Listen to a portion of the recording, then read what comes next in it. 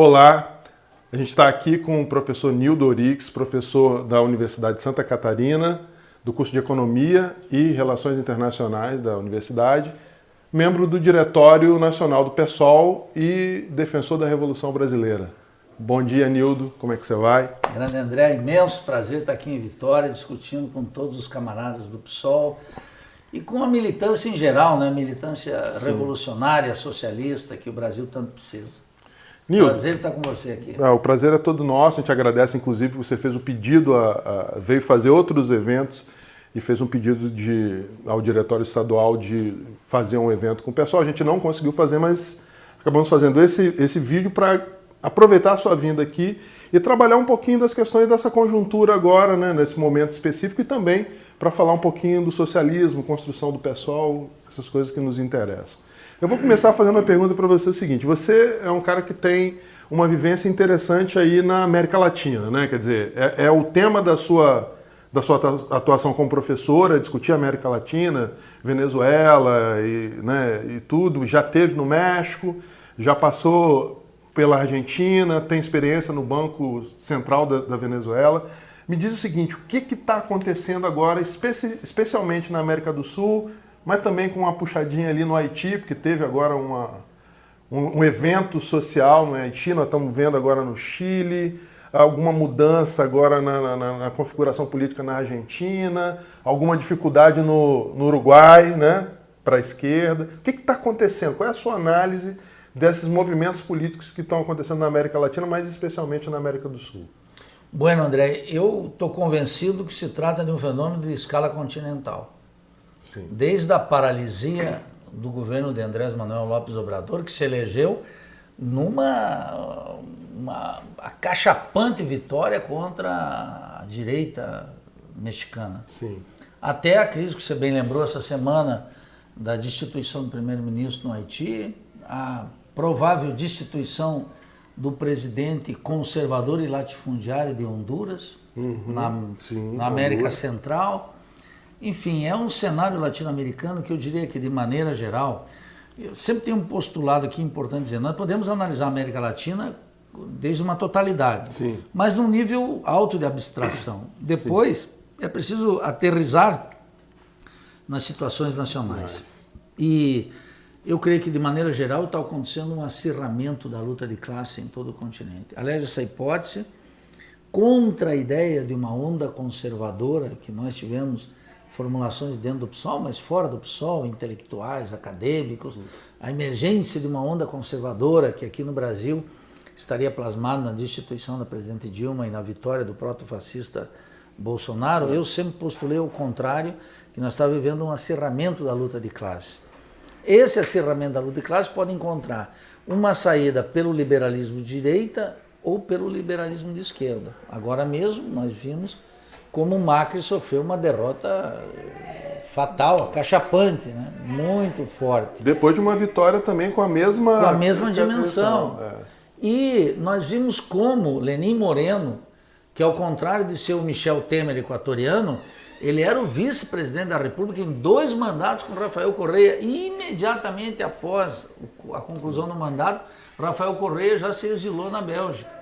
E eu poderia lembrar El Salvador, Maurício Funes. Maurício Funes perde a eleição e já vai imediatamente na outra semana ser exilado na Nicarágua, trabalhando para o governo nicaragüense de Daniel Ortega. Por quê? Porque a chapa está esquentando em toda a América Latina.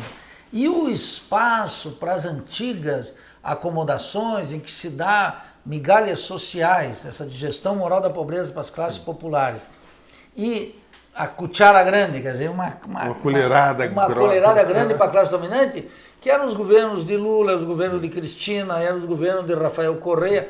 Esse mundo desabou. Desabou para o liberalismo de esquerda e agora, como a gente vê com o Sebastião Pinera, desabou também para o liberalismo de direita. Quer dizer, é uma situação que os acadêmicos chamam de instabilidade política. E eu digo que é o acirramento da luta de classes. Por quê?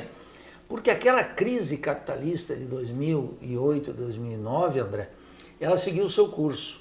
Ela aqui na América Latina significou um aumento da superexploração da força de trabalho, aquilo que a sociologia do trabalho chama de precarização da força de trabalho, um processo migratório gigantesco, acelerado a partir de 2008 e 2009, cujos efeitos nós estamos sentindo hoje. O ano passado, André, o volume de recursos enviados pelos imigrantes que estão nos Estados Unidos e na Europa, os latino-americanos, o volume de recursos que eles enviaram para cá é superior ao investimento estrangeiro direto na América Latina. Nossa, que...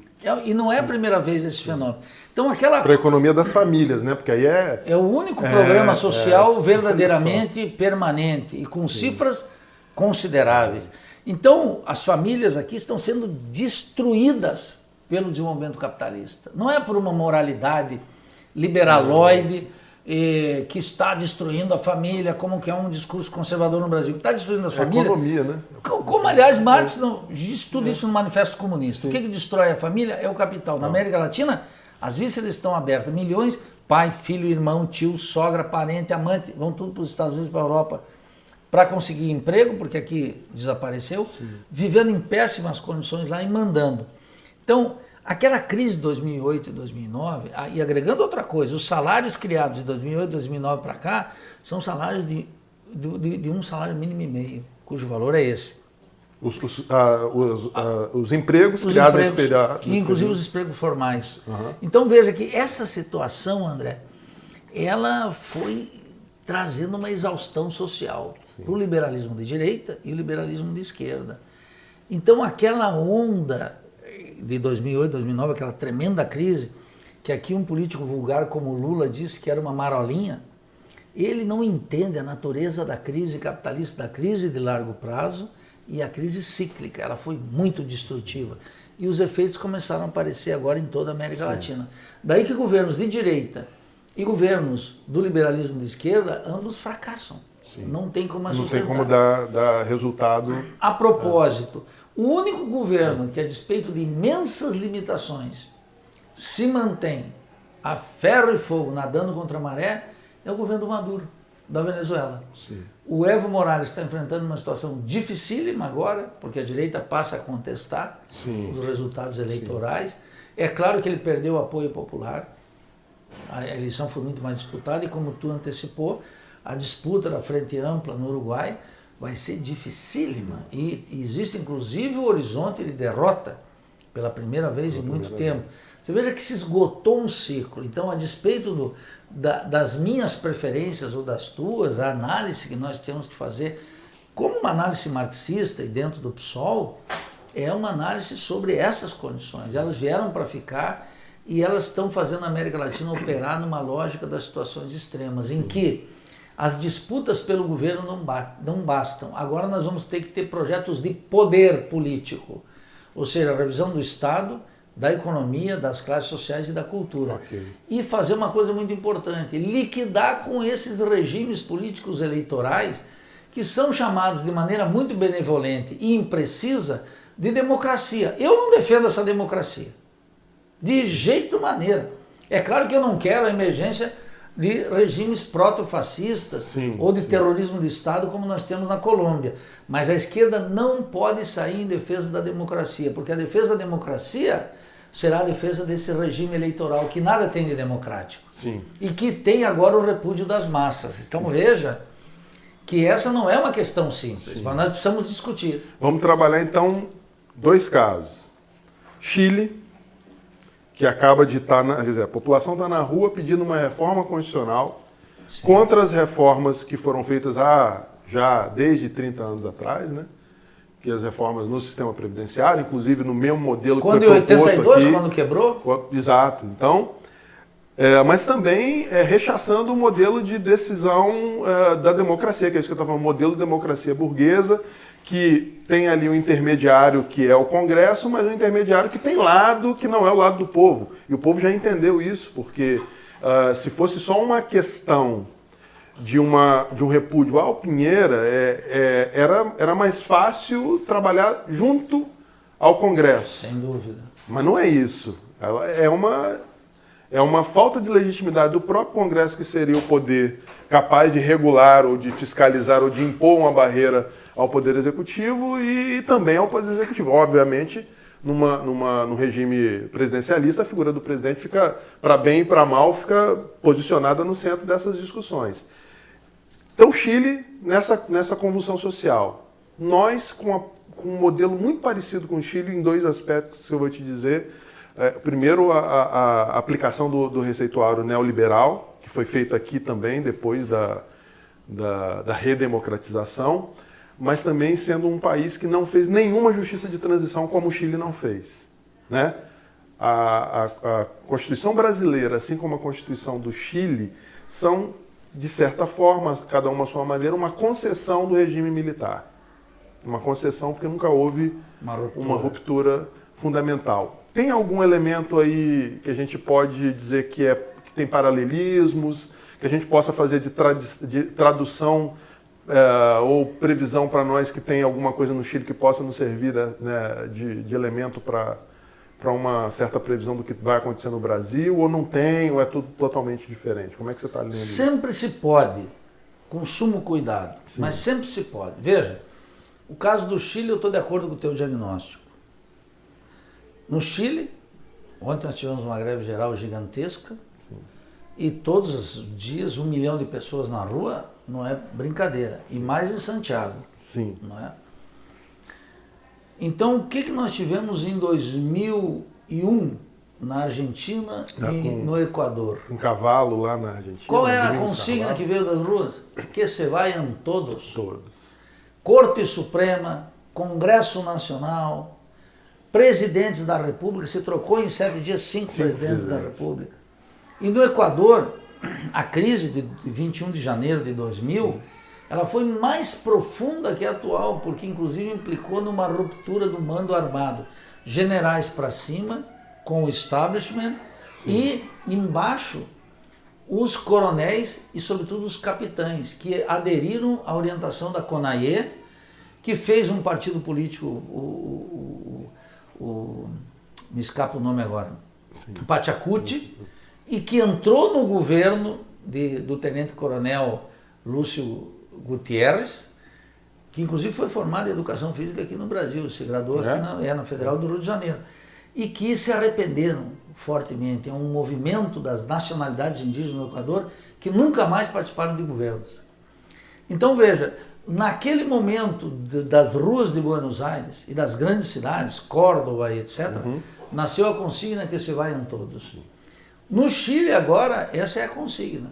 Só que tem um paralelo muito importante. No ano de 2000, na Argentina, no Equador, nas grandes manifestações em várias capitais da América Latina, já em pleno governo Chávez, sim, na emergência do chavismo, que era... há 2 anos do golpe que viria, né? Exatamente. Então, o que acontece na América Latina? Naquele momento, as esquerdas em geral, elas tinham a bandeira da moralidade pública com elas. Okay. Era a esquerda que dizia, vocês são corruptos.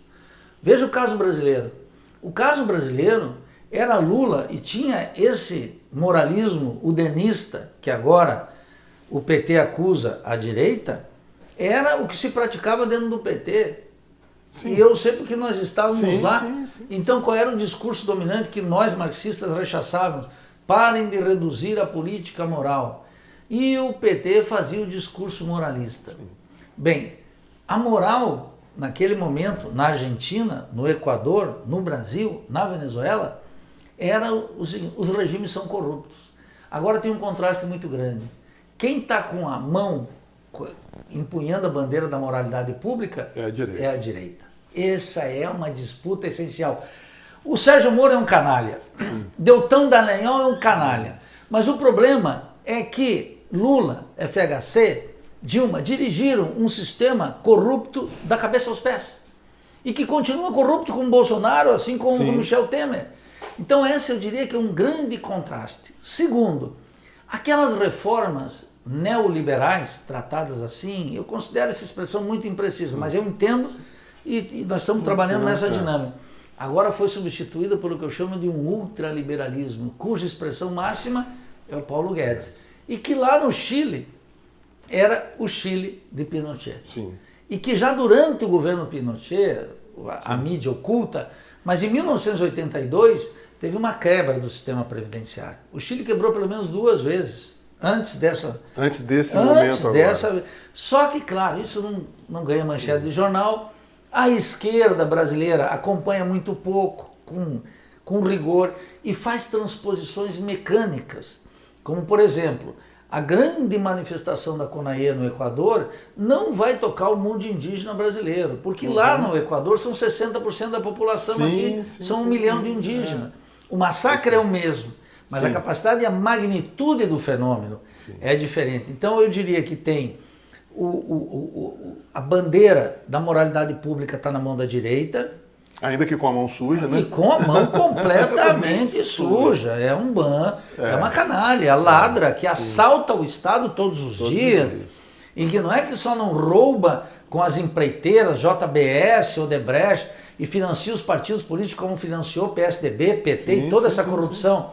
Não, ela mesma, ela assalta o Banco Central, ela faz as falcatruas da dívida pública, ela está... E o Banco Central não pode falar, porque se o Banco Central falar, exibe um príncipe nu. E um príncipe nu nunca é bonito. Por isso que o eixo da corrupção brasileira está no esquema da dívida pública interna e externa e no Banco Central, no tema do câmbio.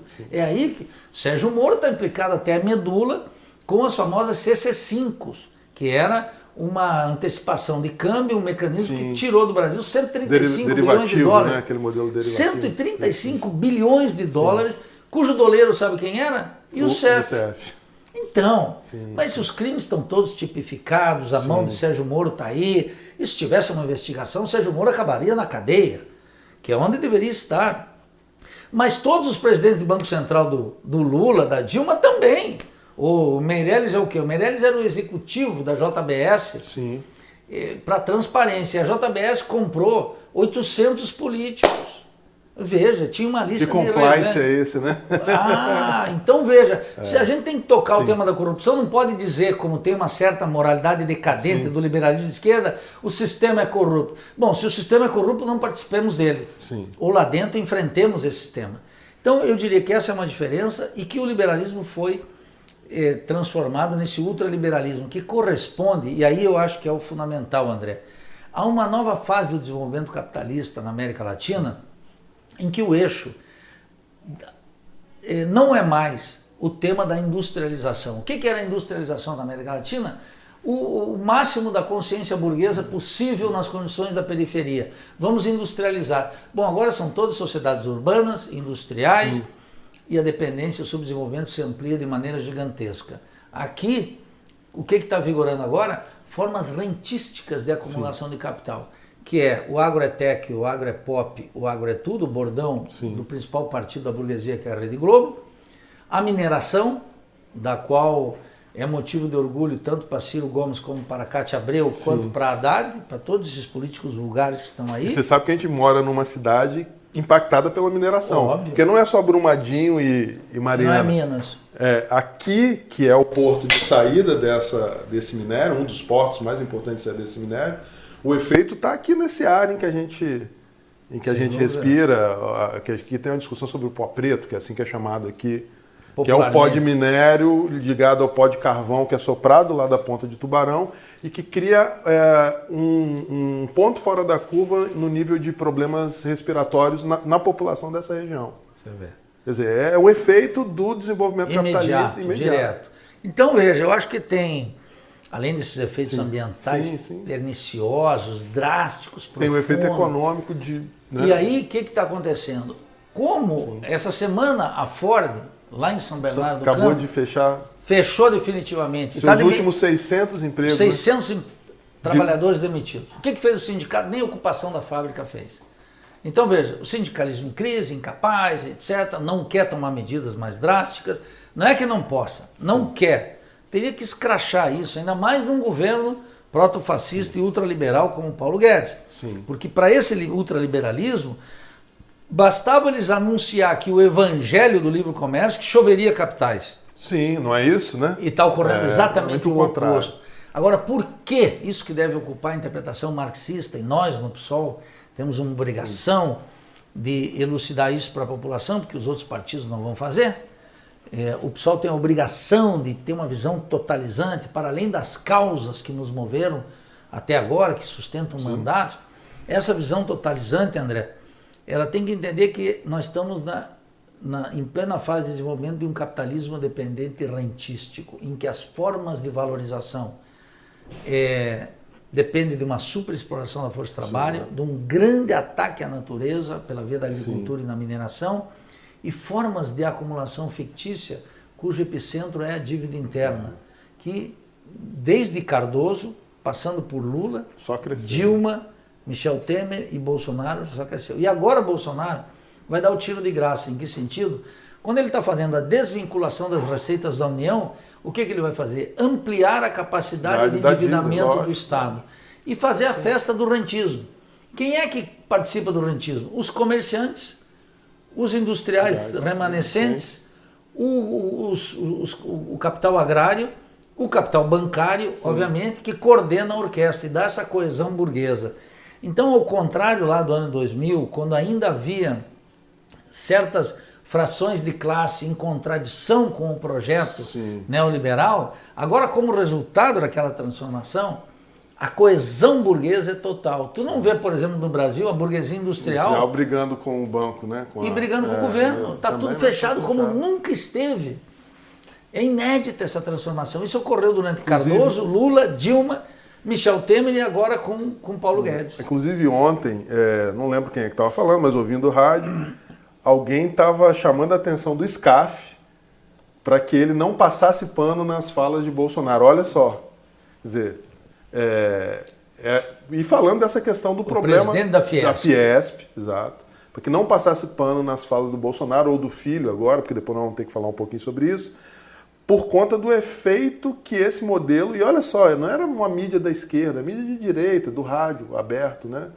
Falando que esse projeto que Bolsonaro está apostando é um projeto que destrói a indústria nacional. Ele não sabe que já está destruída, mas e que esse processo não é de hoje. Mas efetivamente alguém da direita começou a perceber que os salários são piores, que o efeito sobre o meio ambiente é drástico, né? E nós estamos, na verdade, cumprindo uma função que já foi definida lá na economia mundial para os países periféricos há muito tempo, que é a função de venda das commodities, produtos agrícolas e minerais. Né? Agora veja, vamos pegar o caso do Paulo Scaff. Porque o Paulo Scaff é um deputado do PMDB e presidente da Fiesp, a principal federação das indústrias do Brasil, do estado de São Paulo. Principal sindicato das indústrias. A que ele se dedica? Sabe o que ele se dedica? Ele se dedica a vender e comprar terrenos e galpões. Lá naquela grande... Ele não é um industrial, né? Ele não é um industrial. Se eu pegar o meu amigo João Pedro Stedley, que anda muito de crista baixa, e disser, bom, o João Pedro Stedley é o dirigente mais importante que o Gilmar Mauro do MST. E tá certo, são sem terras. Agora, um presidente da indústria, da Fiesp, que é um sem indústria, mostra a que ponto se aprofundou a dependência e o subdesenvolvimento. E que ele se dedique agora a comprar e vender terrenos, sobretudo aqueles galpões industriais que ficaram em São Paulo, das grandes montadoras, mostra que ele está administrando o espólio de maneira rentística. Veja que essa burguesia industrial, para quem está aí com esses projetos desenvolvimentistas, como o Lula, que é um fracasso, ou neodesenvolvimentista, como o Ciro, que será um fracasso, está vendendo ilusões, as mesmas ilusões o Ciro está vendendo são as que o Lula está vendendo. A mesma. Não tem como viabilizar isso se não meter as grandes reformas. As grandes reformas adquiriram um caráter anticapitalista agora.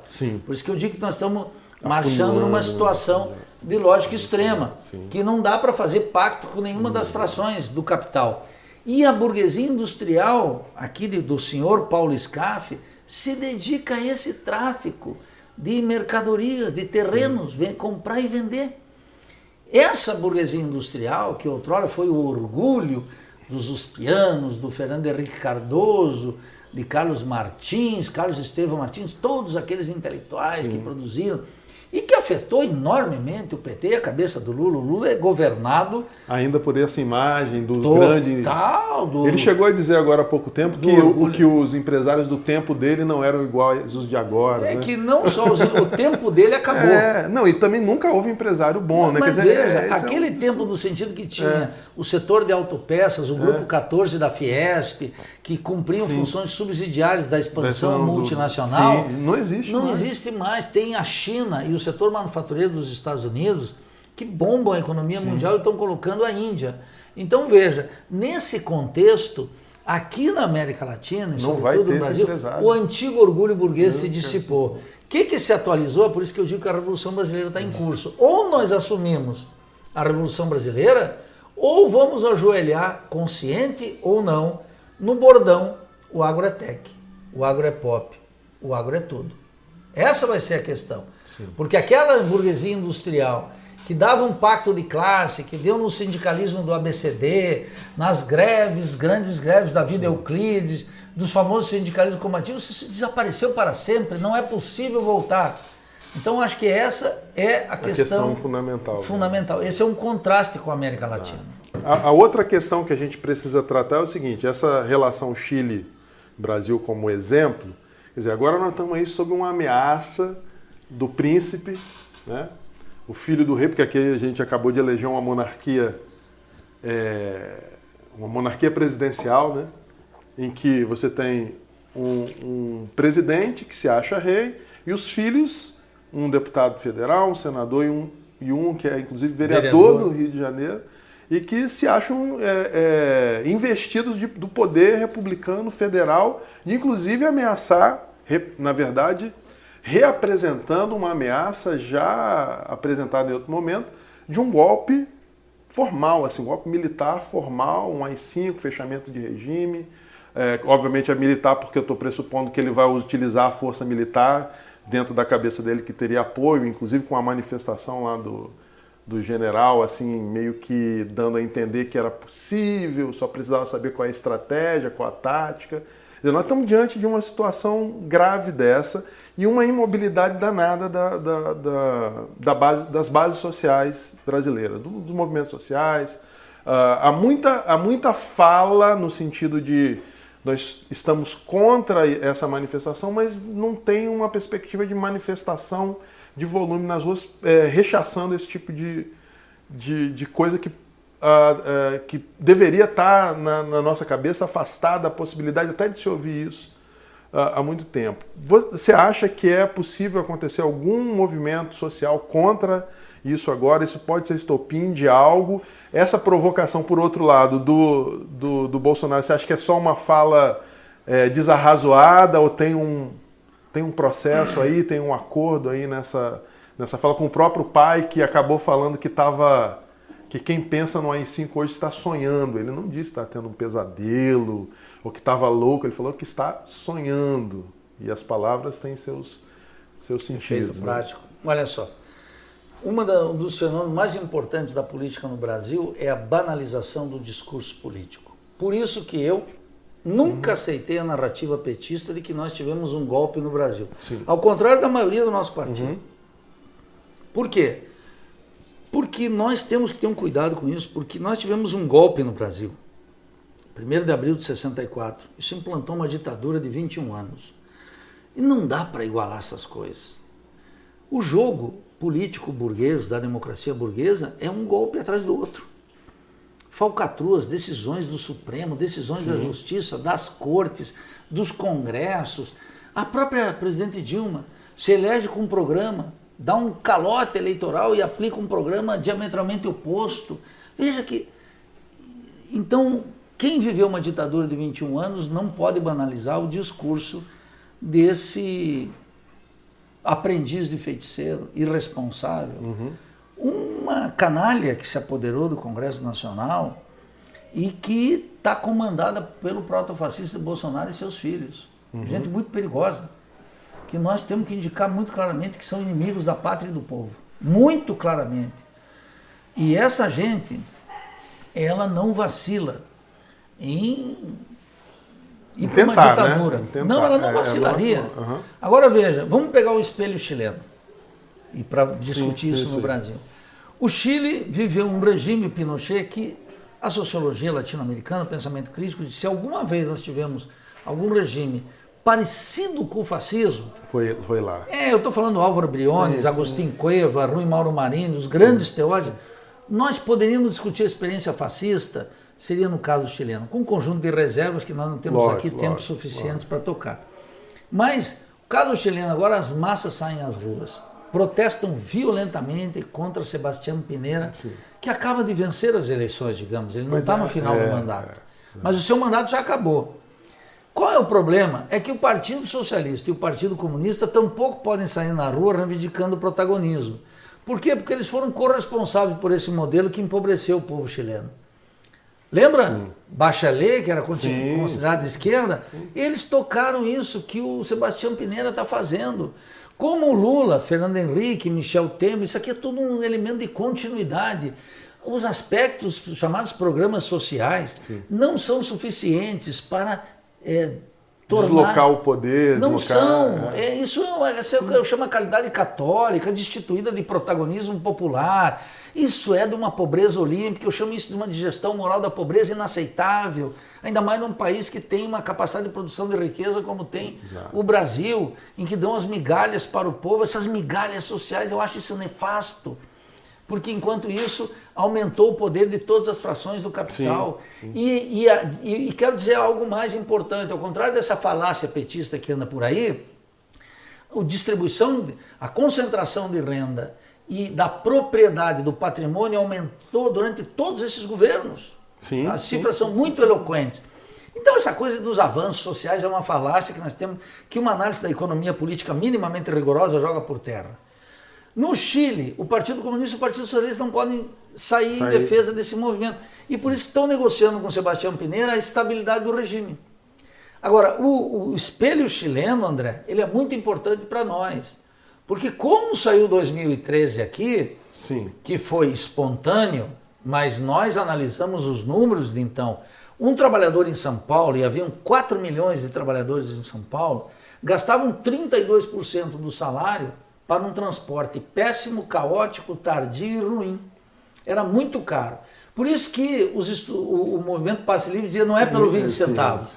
E não é, são as condições totalizantes. Como agora lá no Chile, também não é pelo aumento... Os 30 pesos, são 30 anos, eles têm dito lá... Claro! Então, quando eu vejo o Lula está dizendo tem que cuidar 2013, o Departamento de Justiça, eles não aceitam uma análise do regime da qual eles fizeram parte e nem podem, eles vão morrer. Nós, no PSOL, que temos que ter outro diagnóstico e outra narrativa. Nós do PSOL, a UP, o PSTU, os partidos efetivamente de esquerda vão ter que ter uma narrativa e um diagnóstico da crise. Que não desmoralize 2013 no que ele foi de essencial. No que ele foi de essencial. Só para você ter uma noção, Nildo, aqui no Espírito Santo, em 2013, os jovens dos partidos e dos movimentos de esquerda, junto com a parte da direita, não vamos desconsiderar isso não, mas conseguiram hegemonizar a ocupação da Assembleia Legislativa por 12 dias. Tocando uma pauta que tocava inicialmente a questão do transporte público, não era só o valor da passagem, mas toda a democratização do transporte público. Começamos até a falar na questão da tarifa zero, se discutiu isso e construiu um jornal de dentro da ocupação. Olha, que conquistas extraordinárias. Só que depois o processo, e aqui nós tínhamos um governo que era PSB e PT. Olha só, né, os socialistas e o trabalhismo, o maior partido trabalhista do Brasil, no poder, e ao invés de trabalhar essas questões, porque as demandas eram dirigidas ao governo, apesar da ocupação da Assembleia. Claro. Né?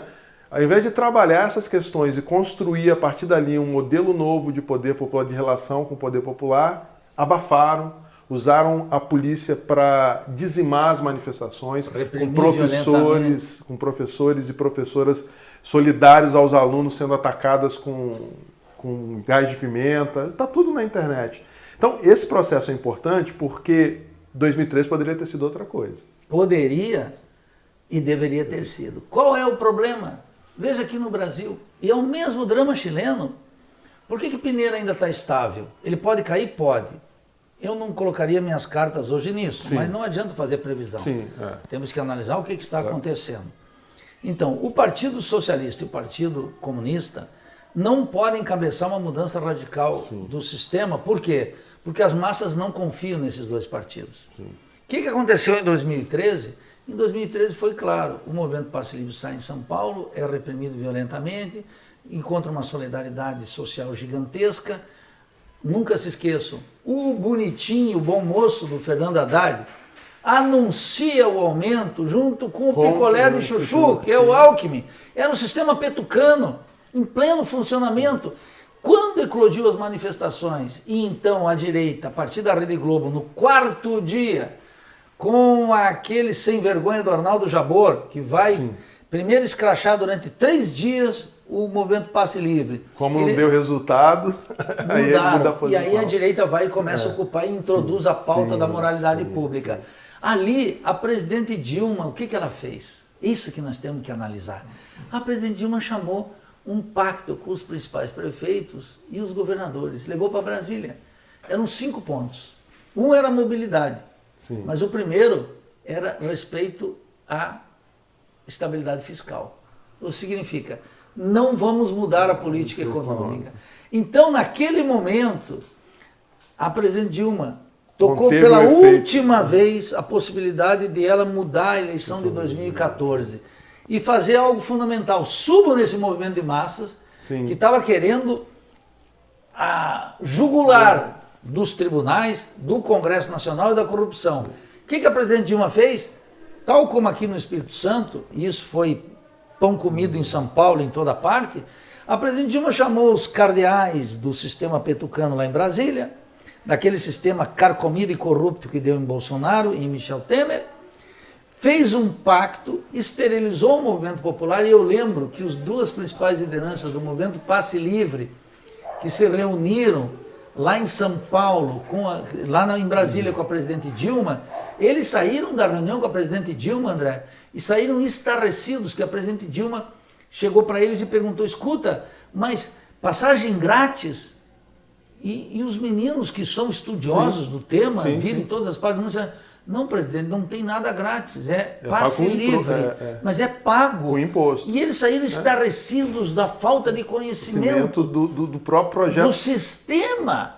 Que a presidente Dilma, mas é o mesmo esquema do presidente Lula, de todas essas figuras que estão aí. Quer dizer, o movimento social, o movimento popular tinha dado um passo adiante. Como o sistema de corrupção estava montado nas propinas do transporte, cuja página trágica é o assassinato do Celso Daniel, a ideia de um passe livre não entrava no cálculo político da maracutaia. Então era uma ideia estranha, era apresentada como passagem grátis. Como se não tivesse sido iniciada dentro de um governo petista em São Paulo, pela Erundina, né, que era naquela evidente. Época. Então tinha antecedentes, o cinismo dessa gente é total. Mas nós temos memória. Temos memória e passamos o recibo. No que a presidente Dilma teve a oportunidade de mudar a correlação de forças. Ela preferiu manter a estabilidade do sistema político. Agora, nós estamos no Brasil com esse problema, André, que é a família Bolsonaro, só para concluir a questão que você mencionava aqui. A família Bolsonaro tem o mesmo cálculo do Lula, idêntico. Eu sei que tem gente que está nos ouvindo aqui que vai torcer o nariz. Mas o Bolsonaro achou o seguinte, a república está complicada, o sistema político está corrupto, eu chego lá e eu devolvo as virtudes republicanas do regime. Só que não consegue. E não só não consegue, agrava. Porque ele mesmo está sendo acusado aí, demitido com milicianos, assassinatos. A possibilidade da morte da Marielle. Da Marielle é um negócio escandaloso, está mais do que claro, todas as suspeitas anteriores, cada vez mais se agregam evidências. E como nós não temos um Ministério Público independente, nem a Procuradoria, etc., isso se arrasta.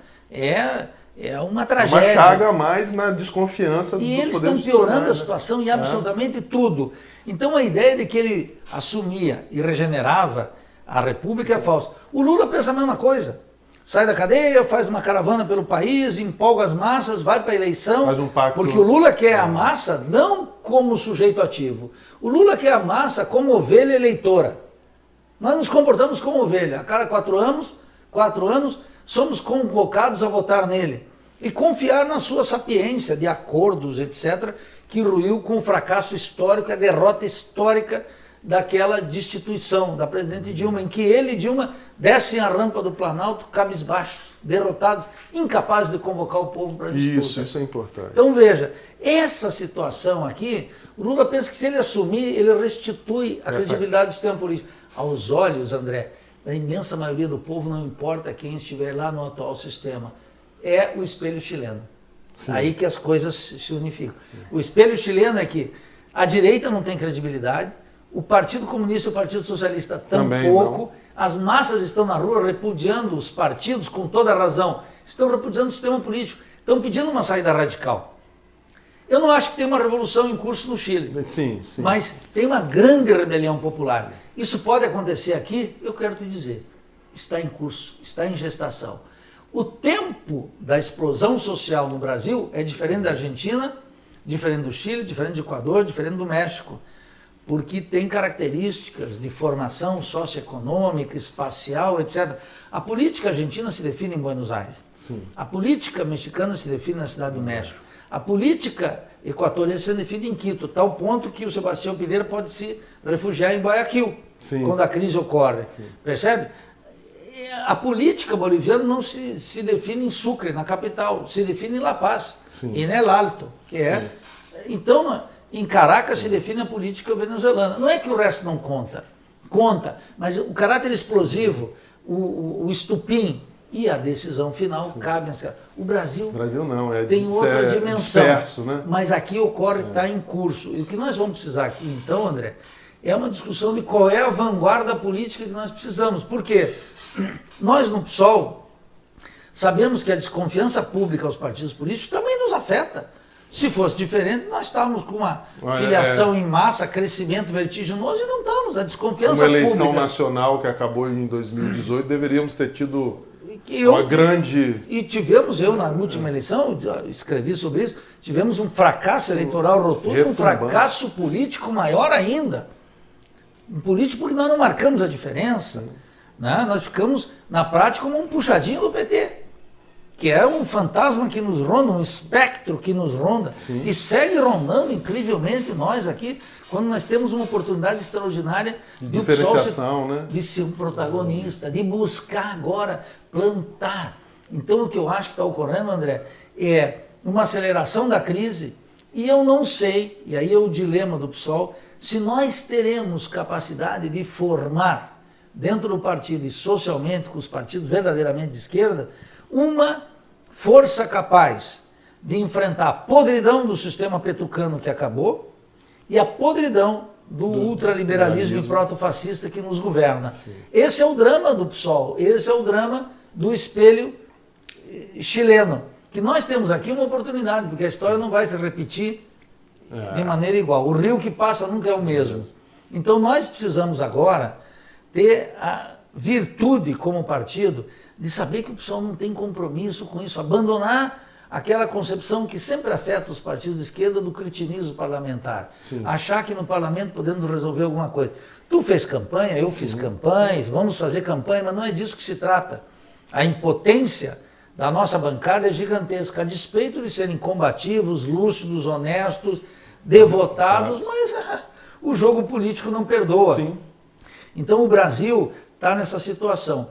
E aí, por último, André, o proto-fascista Bolsonaro, com essa coesão burguesa, com Paulo Guedes e com a Embaixada de Washington, já decidiram, vamos acelerar a crise. O que o Jair Bolsonaro faz? Ele dobra a aposta, ele ataca a instituição, né? Todas as instituições, ele ataca o Congresso Nacional, ele ataca o Supremo, ele ataca a mídia burguesa, a liberdade de imprensa, ele vai atacando todos, ele vai criando inimigos verdadeiros e falsos, dizendo o seguinte: eu basicamente não consigo governar. E ele pode, como eu já levantei em outubro do ano passado, chamar uma reforma política.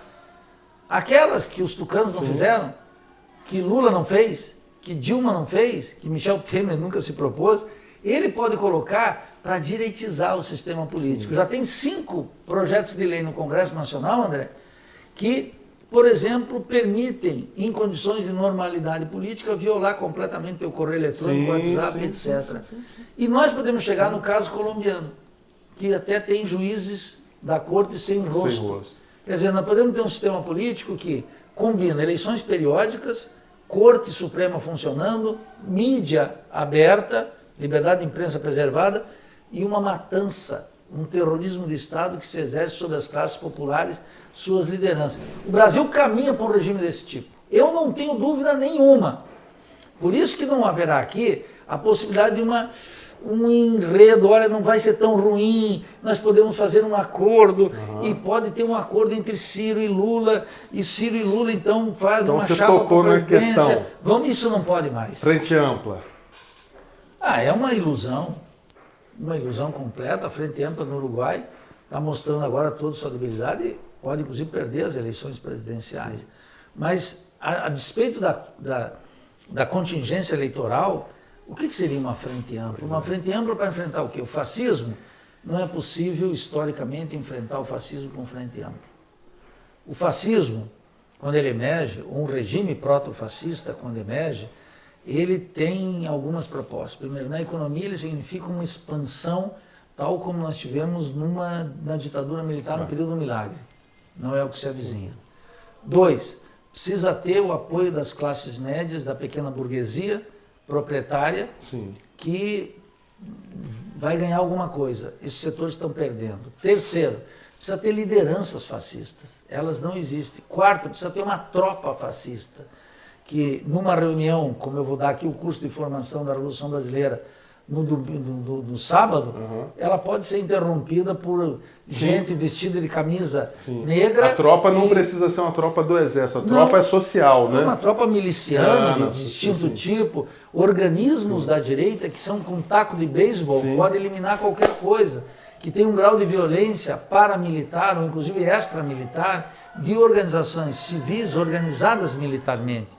Então nada disso tem, mas nós estamos caminhando nisso. Por quê? Porque as Forças Armadas no Brasil cumprem uma função extraordinária nesse sentido. E nós precisamos falar com os militares aqui, desde o que eu chamo nacionalismo revolucionário, que eu reivindico. Porque o generalato, esse está vendido. Esse generalato que está aí, cuja expressão máxima pode ser visto no vice-presidente, o Mourão, ou no Heleno, eles cresceram nos governos petistas.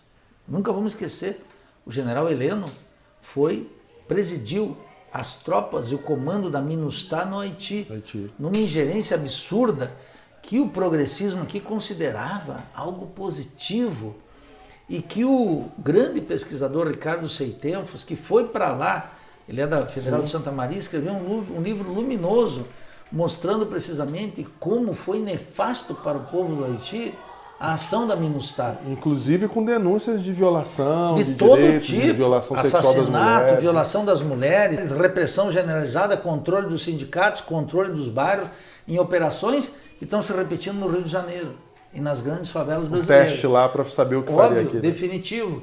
Então eu recomendo que todos leiam esse livro do Ricardo Seitenfos, que chama Haiti, um livro luminoso, e ele foi para lá como entusiasta.